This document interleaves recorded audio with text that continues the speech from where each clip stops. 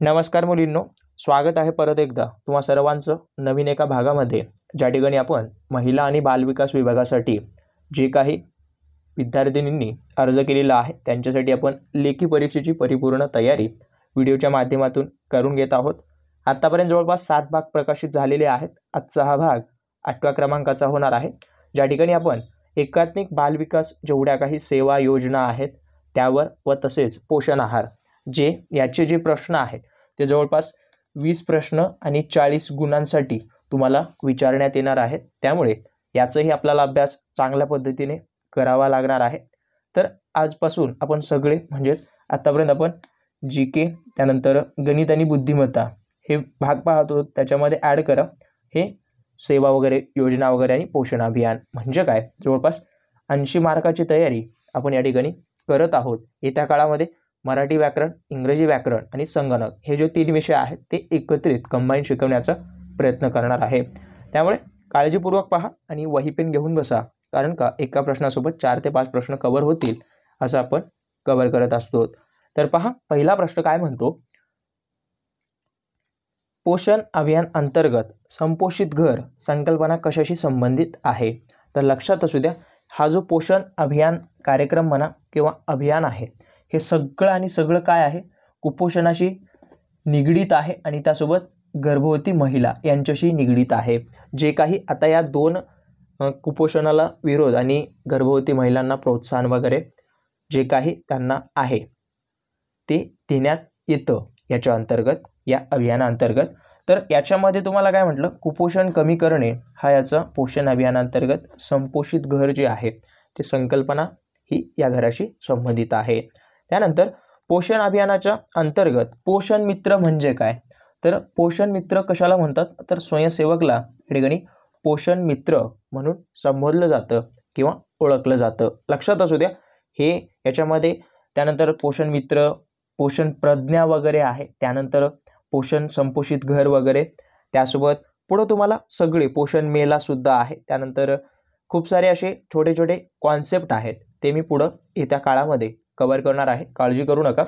एवढंच तुम्हाला काम करायचं, फक्त सबस्क्राईब करून ठेवायचं आहे, जेणेकरून येणारे सगळे व्हिडिओ तुम्हाला वेळोवेळी मिळत राहतील आणि तुमची परिपूर्ण तयारी होत राहील। पहा, तिसरा प्रश्न काय म्हणतो, पोषण अभियानातील मिशन इंद्रधनुष्य जी काही योजना आहे ती कशाशी संबंधित आहे। तर लक्षात असू द्या, ही लसीकरणाशी संबंधित असलेली अतिशय महत्त्वाची योजना आहे आणि तुम्हाला या ठिकाणी बालविकास सेवा योजना अंतर्गत यावर तुम्हाला प्रश्न पाहायला मिळेल। त्यामुळे लक्षात ठेवा, हे कधी वगैरे लागू झालं तर 25 डिसेंबर पासून, लक्षात असू द्या ही जी आहे योजना 25 डिसेंबर 2014 पासून ही योजना लागू करण्यात आलेली आहे संपूर्ण भारतभर, लक्षात असू द्या।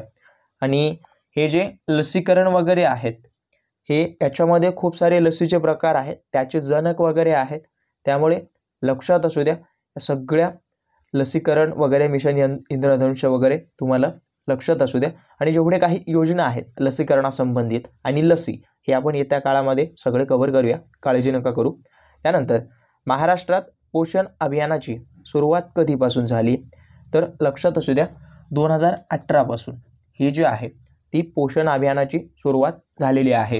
हे आय थिंक मार्चमध्ये ही सुरुवात झालेली आहे आणि ही सगळं म्हणजे सगळ्या देशामध्ये वगैरे चालू करण्यात आली, मोदीजी यांनी वगैरे उद्घाटन वगैरे केलेलं आहे, तर लक्षात असू द्या।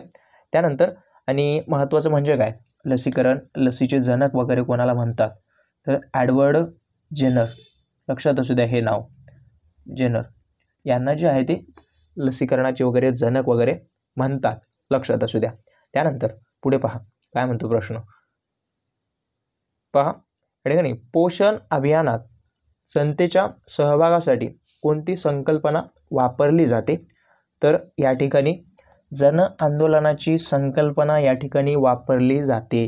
आणि जन आंदोलन हे कशासाठी करतात, जनजागृती करण्यासाठी।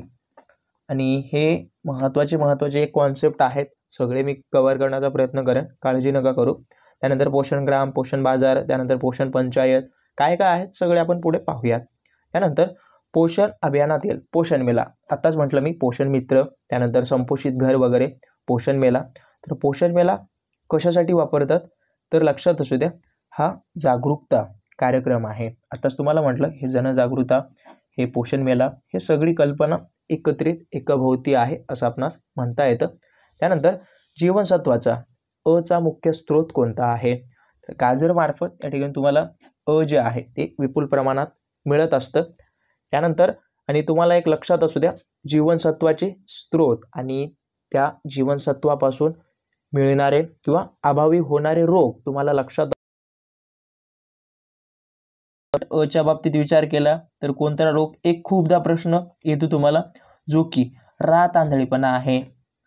त्यानंतर विचार केला बच्या बाबतीत, बची सुद्धा खूप सारी आहेत बरं, त्याच्यामध्ये महत्त्वाचं बेरीबेरी नावाचं आहे.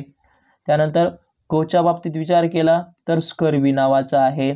आणि डच्या बाबतीत जर विचार केला तर विद्यार्थ्यांना काय येतो, मूडदुसपणा येतो. लक्षात असू द्या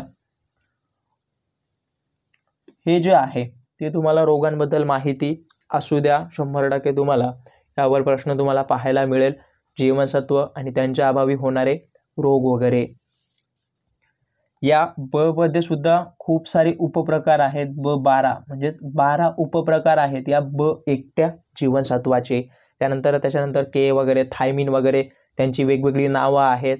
त्याच्या अभावी होणारी रोग वेगवेगळे आहेत. त्यामुळे तुम्हाला लक्षात असू द्या या ब मध्ये पेलाग्रा वगैरे हे सगळे रोग आहेत. त्यामुळे हे सगळे काळजीपूर्वक करा तुम्ही तयारी. आता भारत सरकारने केव्हा मध्यान्ह भोजन योजना सुरू केली? ही जी योजना आहे ती 15 ऑगस्ट 1995ला भारत सरकारने वगैरे लागू केलेली आहे. मध्यान्ह भोजन म्हणजे मिड डे मील वगैरे. लक्षात असू द्या याच्यामध्ये खूप सारे विद्यार्थी कन्फ्यूज वगैरे होऊ नका, मिड डे मील आणि मध्यान्ह भोजन एकच आहे. त्यानंतर शेवटचा प्रश्न, खालीलपैकी कोणत्या रोगासाठी DTP लस दिली जाते? तर लक्षात असू द्या ही जी DTP लस आहे ती घट्टसर्प, डांग्या खोकला आणि धनुर्वात या तीनही रोगांना दिली जाते. म्हणून हे वरीलपैकी सर्व हा होईल. आणि या DTP लसला मित्रांनो लक्षात असू द्या त्रिगुणी लस सुद्धा म्हणतात बरं. त्यामुळे हे तुम्हाला खूप खूप महत्त्वाचा प्रश्न आहे, त्यामुळे काळजीपूर्वक व्यवस्थित लिहून घ्या. आशा करतो तुम्हाला आजचा व्हिडिओ आवडला असेल. येत्या काळामध्ये आपण जास्तीचे प्रश्न कव्हर करण्याचा प्रयत्न करूयात. बाकी काही डाऊट असतील अवश्य कमेंट करा. आणि ज्या विद्यार्थ्यांनी सबस्क्राईब वगैरे केलेला असेल बाजूचा बेल आयकॉन दाबून घ्या, ज्यांनी केलं नसेल करून घ्या. आणि व्हिडिओ त्या तुमच्या मैत्रिणीपर्यंत नक्की पोहोचवा ज्यांनी या पदांसाठी फॉर्म भरलेला आहे आणि त्यांना तयारीसाठी योग्य असं प्लॅटफॉर्म आपलं चॅनल आहे ते त्यांना कळू द्या. बाकी भेटूयात पुढच्या सिरीजमध्ये. पाहता आपला आवडते यूट्यूब चॅनल